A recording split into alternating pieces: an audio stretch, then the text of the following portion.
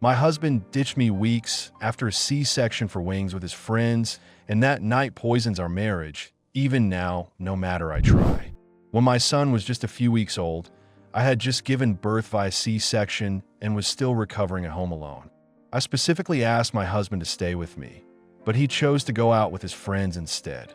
When I confronted him, he said it was embarrassing to say no to them. That day left a deep emotional wound. I felt incredibly hurt and abandoned. Even now, I still remember how alone I felt, and it has affected my feelings toward him and our relationship ever since. It's not just that one time. There have been other moments where I felt neglected, and as a result, I find myself getting upset with him more easily nowadays. Am I wrong for feeling this way?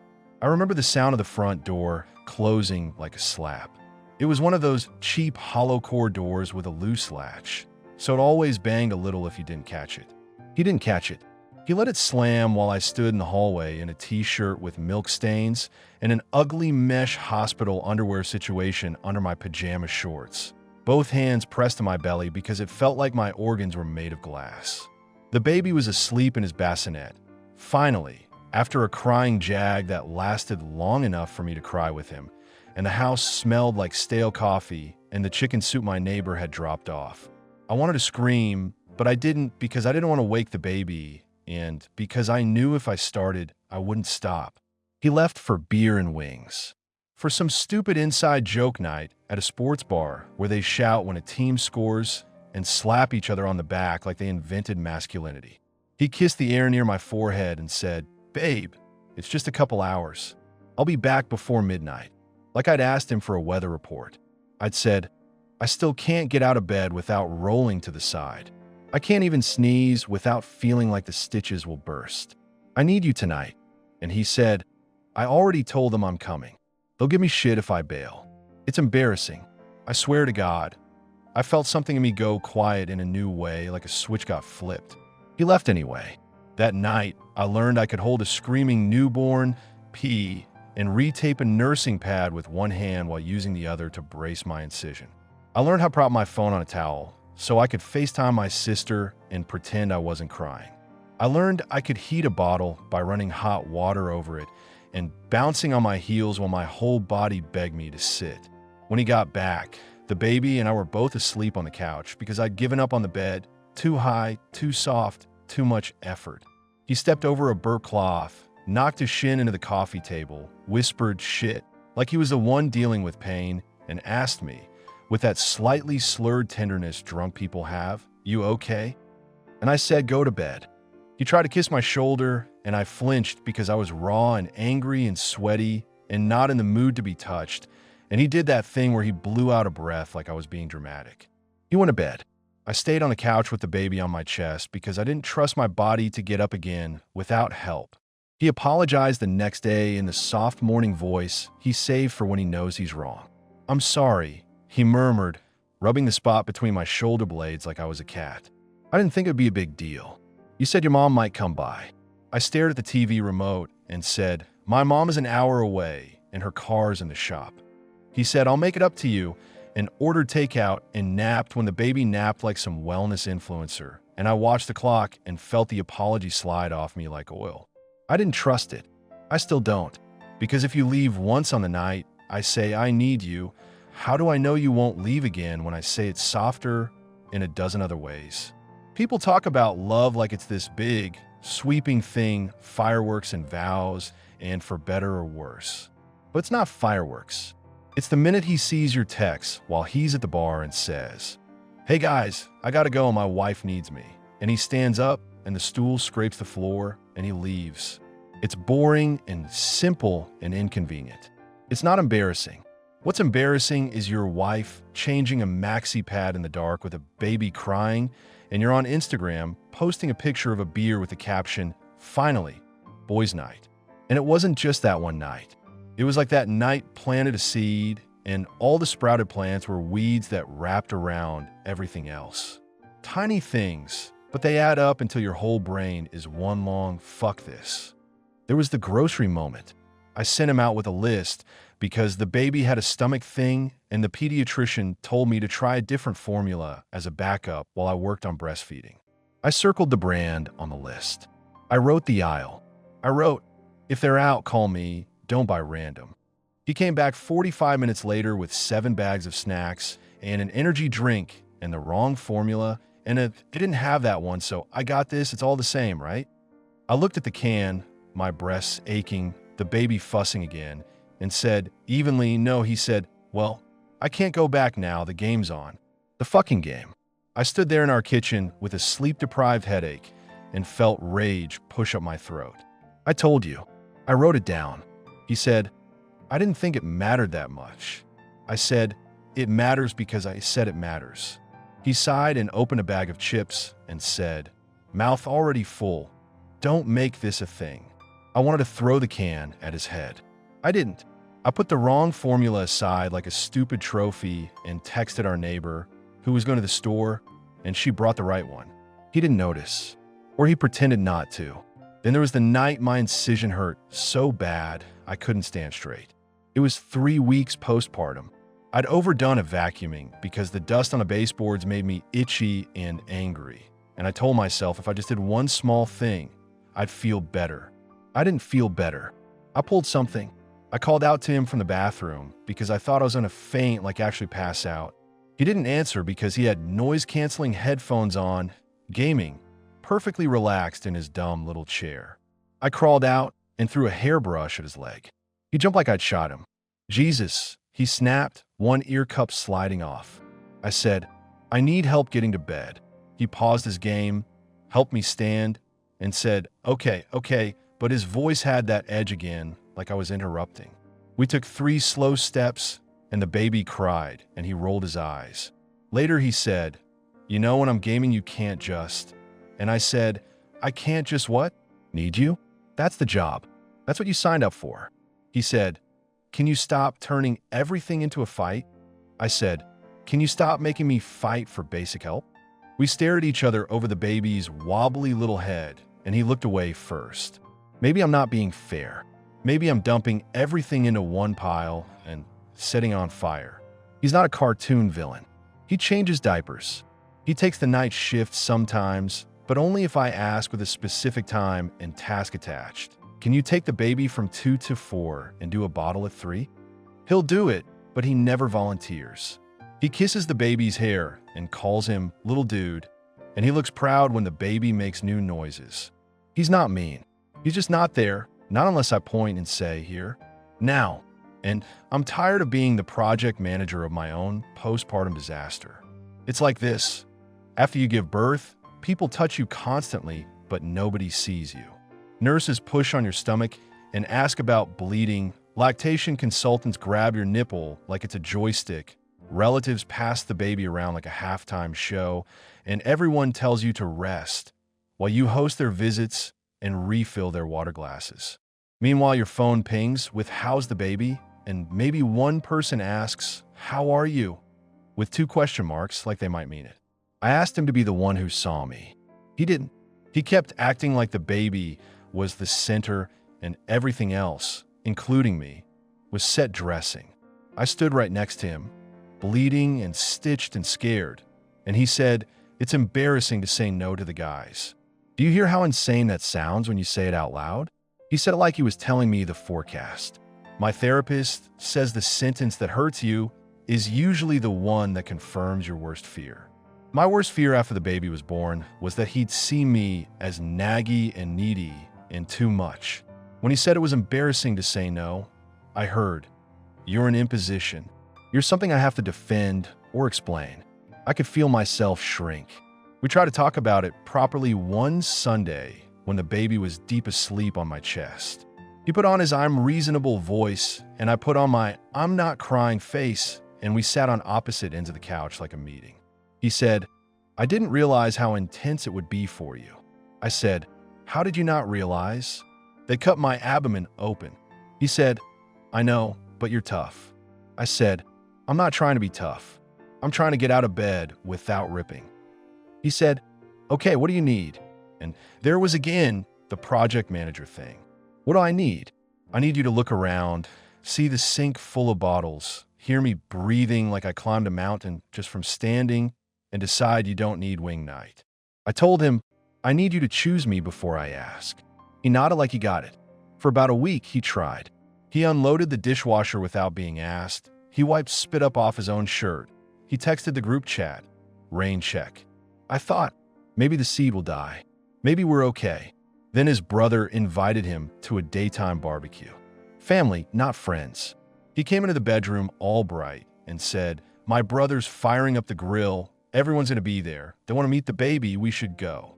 I calculated the diaper bag packing, the nap schedule that doesn't exist, the postpartum underwear situation or jeans, the logistic nightmare of nursing in a backyard full of lawn chairs and dudes playing cornhole. I said, "I don't want to go." He said, "Come on, it'll be good."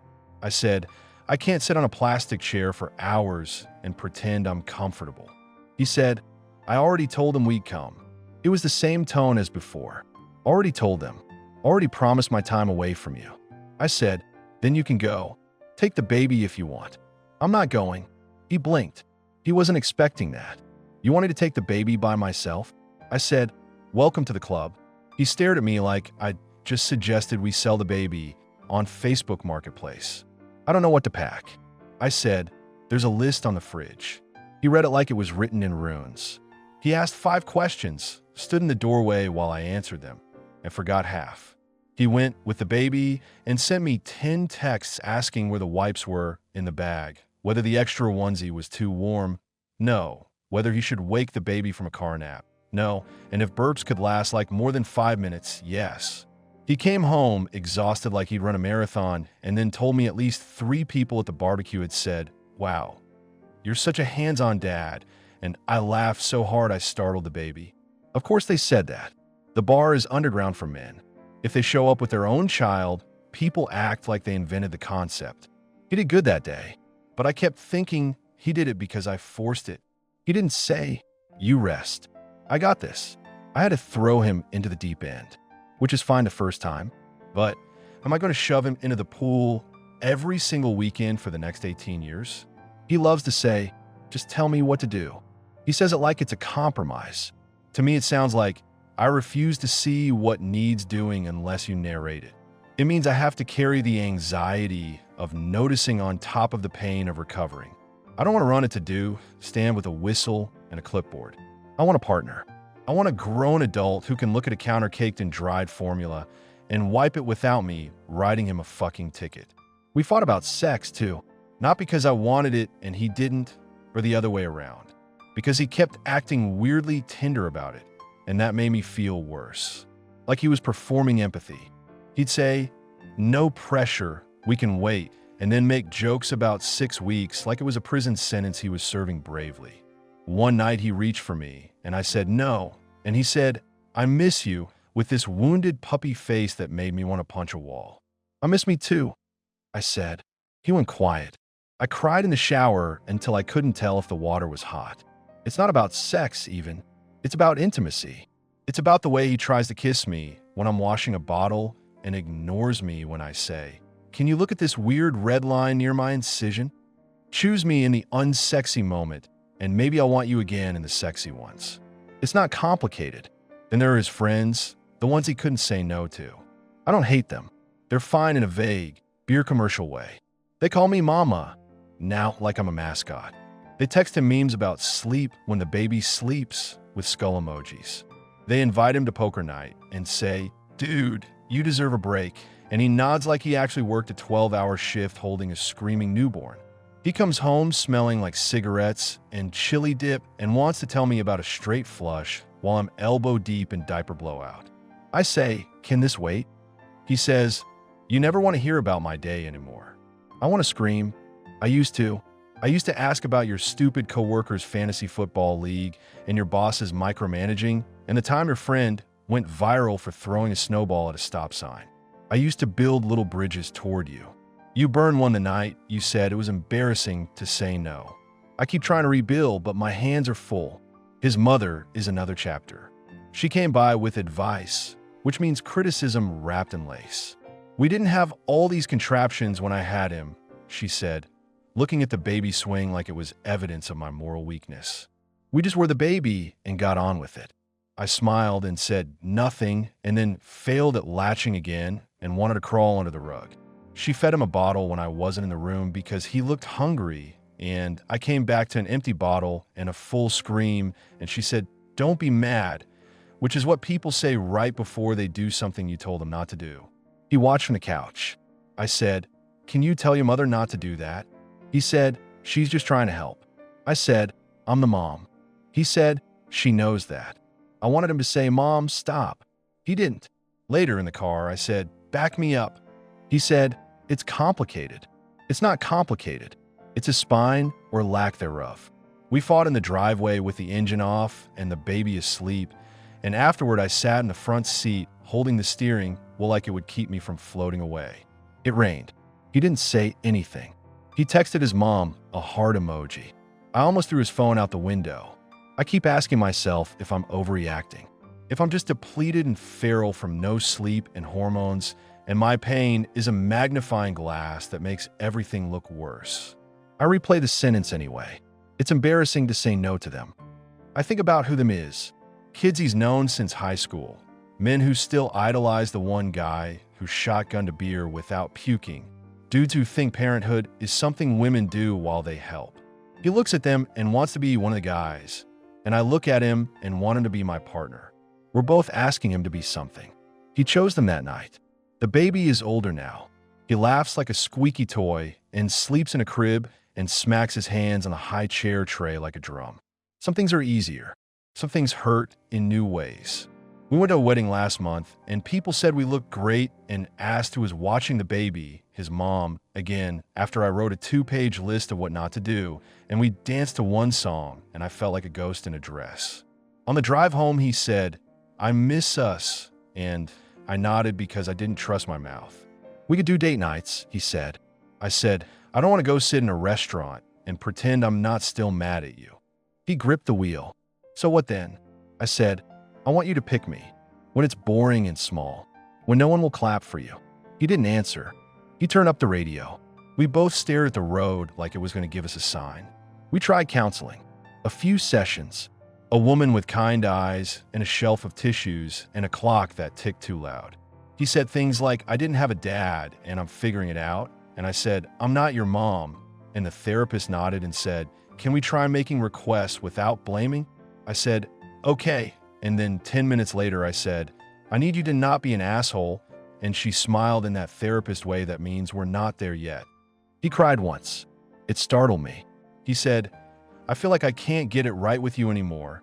And the therapist looked at me like, "Well," I said, "you could get it right by coming home when I say I need you." He said, "I'm here now." And my eyes rolled so hard I thought they'd stick. "Now is not then," I said. We left and ate sandwiches in silence in the car. He put his forehead against the steering wheel, and I watched his back move. I wanted to touch him. I didn't. We stopped going. He said it was expensive. I said it was cheaper than a divorce lawyer. He laughed like I was joking. I didn't laugh. I know how I sound. Bitter. Ungrateful. Like I'm keeping score. I am keeping score. I have a notebook in my head with a column for chose me and a bigger column for chose them. I hate that I'm doing it. I hate the way my body tenses when his phone lights up with the group chat and I wait for him to say, "The guys are going to trivia." I hate that I want to control his free time like a warden. I wasn't like this before. I liked that he had his own life. I liked that he loved stupid sports and went on runs and saw his friends. I liked me before. I liked being easy and laughing at dumb jokes and letting things slide. Now everything feels like an argument with the volume turned up too loud. And then there's the part where I keep snapping at him. I hear my voice and don't recognize it. Sharp means sometimes. Figure out, I say when he asks a question he could answer by looking. Use your eyes, I say when he asks where the wipes are. I told you 3 times, I say when he forgets the pediatrician appointment. I see his face go blank the way people do when they detach to survive a fight. I hate that I'm the one doing that to him. I hate that we're both worse versions of ourselves in this house because of one tiny human who didn't ask to be here and deserves 2 parents who can handle a bottle and a blowout without turning it into a war. But here's the part one can't get past. I asked him to stay, and he left. He said he couldn't say no to them. I didn't want to. Not he needed air. Not he was losing his mind and had to tap out before he broke. He said it was embarrassing. Embarrassing implies an audience. Embarrassing implies the guys would laugh. Embarrassing implies I am something to make fun of. His wife needing him is a joke to tell at the bar. I picture him reenacting me saying, "Please," and the table chuckling, and the shame burns my throat. He says that's not what happened. He says the guys are good dudes. Maybe they are. Maybe they wouldn't have laughed. Maybe he made that up because he didn't want to own the choice as his own. Maybe it's easier to blame a hypothetical roast than to look at your bleeding wife and say, I care more about spicy wings. I found a shirt he wore that night in the laundry basket a week later, and I stared at it like it could answer me. I almost took scissors to it. I didn't. I'm not 12, but I wanted to cut something. I wanted the fabric to pay for the hour I spent on the floor rocking the baby while my incision screamed. Instead, I folded it and put it away because that's what you do. You keep going. He tells people now that the newborn stage was hard. He chuckles and says, "We made it, though." I smile tight and nod because I'm not going to be the woman who drags him in public. I vent here, anonymously, where you can't see my face and I can't see yours, and I ask myself if I'm wrong to still be mad. If I'm holding onto a grudge that will rot me from the inside out. If I'll wake up in 5 years and realize I burned down a marriage because a man wanted wings. That sounds ridiculous even as I type it, but it's not wings. It's the principle underneath the template it revealed. Who he thinks he is, who he thinks I am, what he thinks marriage is. He thinks love is a feeling you declare and then keep living your life like you're single plus one. I think love is action and boredom and picking up a crying baby at 3 a.m. and putting the chips back and saying no to your friends and yes to your wife, especially when she's bleeding. We have two different religions. We had another fight last week. I told him I wanted him to plan one day, just one day where I didn't have to think. He said, sure, and then he scheduled a brunch at a place with a 20-minute wait and no changing table in the bathroom. I stood in a stall balancing the baby on my knee, trying to change a diaper on top of my thighs, and he texted me from the table they seated us. I came back sweaty and furious, and the food was already on the table because apparently they won't hold orders forever, and he thought he was being efficient. Efficient. I asked him, why didn't you come help me? He said, I thought you had it. I said, that's the problem. He blinked and said, I can't read your mind. And I said, it's not mind reading to notice your wife vanish for 10 minutes with a diaper bag. We ate eggs in silence, and I fought the urge to cry into my coffee. I felt like we'd somehow regressed 3 months in an hour. He bought me flowers after. Bright ones, supermarket bouquet, plastic sleeve still damp. He set them on the counter and said, I'm trying. I believed him for a second. He's trying in his way. His way is doing a task he can see. I want him to change his way.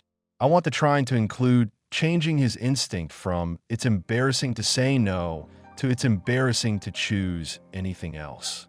Sometimes I picture myself single, not to fantasize about freedom or to threaten him in my head, just to see if my shoulders drop when I imagine it. Sometimes they do. I imagine a small place, less stuff, routines that are my own, childproof locks I chose, a calendar I can control. No one to disappoint me but me. Then I imagine holidays and the empty half of a weekend when the baby is with him, and I feel sick. I didn't have a baby to split him like a pie. I didn't build this life to throw a grenade in it. And yet, I get it when women leave over small things. The small things pile until you live at the bottom of them, and the sky is a rumor. He asked me last night, are we okay? He did it in the dark, which is cowardly and smart. Everything feels gentler in the dark. The baby was asleep. The house was weirdly quiet. I said, we could be. He said, what do I do? And I said the same thing I've been saying since the night he left. Choose me. He said, I am choosing you. I said, choose me when it's boring. He was quiet so long I thought he'd fallen asleep. Then he said, okay. It sounded like a man agreeing to carry a heavy box. I wanted it to sound like a vow. I can hear him with the baby right now while I type this. He's doing the airplane spoon thing with the pureed carrots and making a sound effect like a propeller, and the baby is cracking up. orange smeared on his cheeks like war paint. It's cute. It's everything everyone posts on Instagram. I could take a picture and we'd look like the poster family for we made it through. Maybe we will. Maybe this stage ends and we find each other again in a cribless house. Maybe he stops caring if the guys raise an eyebrow when he says no. Maybe he says, "My wife needs me," and doesn't cringe. Maybe he says it with pride. Maybe I stop flinching when the door slams. I keep replaying the details of that night because I want to know if I'm being cruel by hanging on to it. I can describe the couch indentation where I slept, the chirp of the ice maker in the middle of a contraction like cramp, the ding of his text, "Be home soon," like that exclamation point could do the work his body wasn't doing. I can hear the neighbor's dog bark at 11:03 p.m., the exact minute I gave the baby a bottle because he wouldn't latch and I was too tired to try. I can smell the bar on him when he leaned down to kiss me.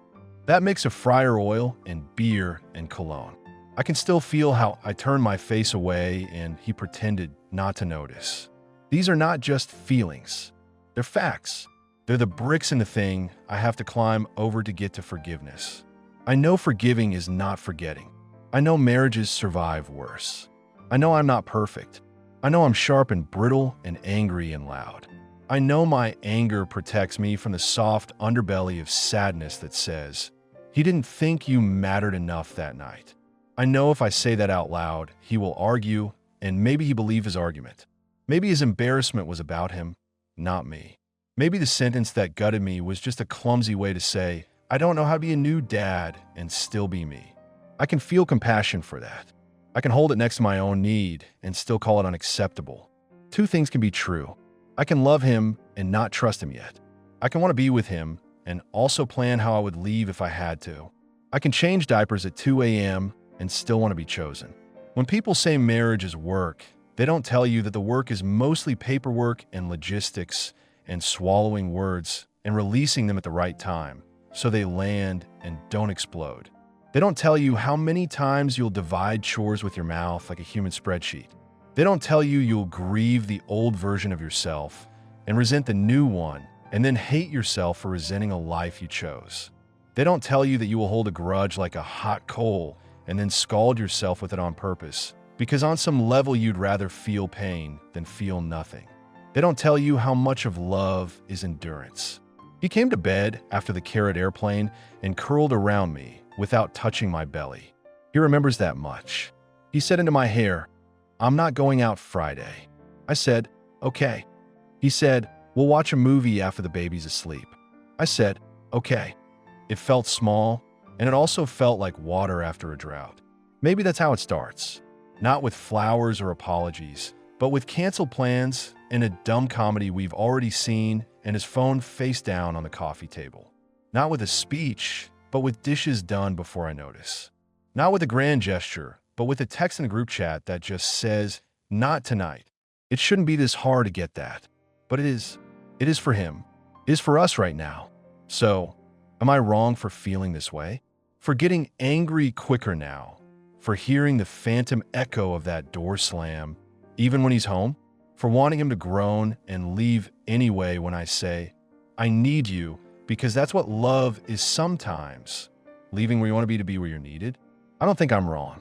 I think I'm a woman who had her stomach cut open and her heart bumped hard against its cage and her patience burned down by 1,000 little cuts.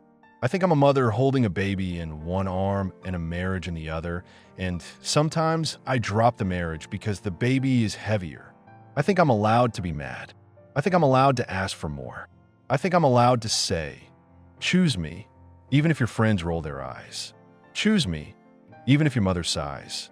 Choose me, even if no one sees you do it but me. Especially then. That's the point. That's the whole damn point.